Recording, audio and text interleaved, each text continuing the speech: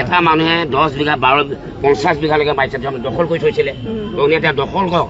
কষ্ট মাটি ভয় নকৰিব মই আছোঁ কাৰণ এইখন অসম আমিহে জংঘল যি আমাৰ ককা দেউতাই মাটি আঁকি থৈ গৈছে তেতিয়া বিধানসভাত খিলঞ্জীয়া ডেফিনেশ্যন বিল আছিলে হুলস্থুল মিয়া বিধায়কে মুছলমান বিধায়কে আমাৰ অসমীয়াসকলে মই মনে মনে বহি আছোঁ লাষ্টত গৈ যেতিয়া অধ্যক্ষ মহোদয়ে টেবুলত ঢুকিয়াই দিলে এই আমি এতিয়া পবিত্ৰ সদনত থকা মানুহ এই মাটিখিনি আমি সানিলে আমাৰ ককা দেউতা হাড় ওলাব দিয়া এমএলএ কাৰো না হাড় নোলায় তেতিয়া মনে মনে ষ্টপ ধৰি থাকিলে মই আছোঁ তোৰ চিন্তা কৰিব নালাগে এপিচি আছোঁ মই এতিয়া গোটেই অসমত তিৱা এপিচি আছে হয় নহয় অনলি এজনে মই কৰিম তহঁতে মই তহঁতৰ আগত কিবা হ'লে মই প্ৰথম গুলি ল'ম মানে চিন্তা নকৰিম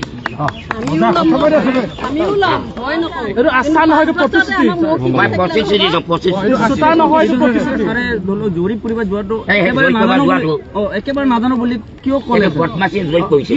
ক'লে তেখেতসকলে নাজানাকে যে তাত যে জৰীপ চলাব যাব মুকলি মঞ্চত এই কথা মই মুকলি মঞ্চত নকওঁ তহঁতক মই ঘৰুৱা হিচাপে মই নিজে যাম মই আহি আছোঁ এছেম্বলি শেষ হোৱাৰ পিছত মই আহি গোটেইখিনি বহি ল'ম ঘৰতে বহি মিটিং পাতিম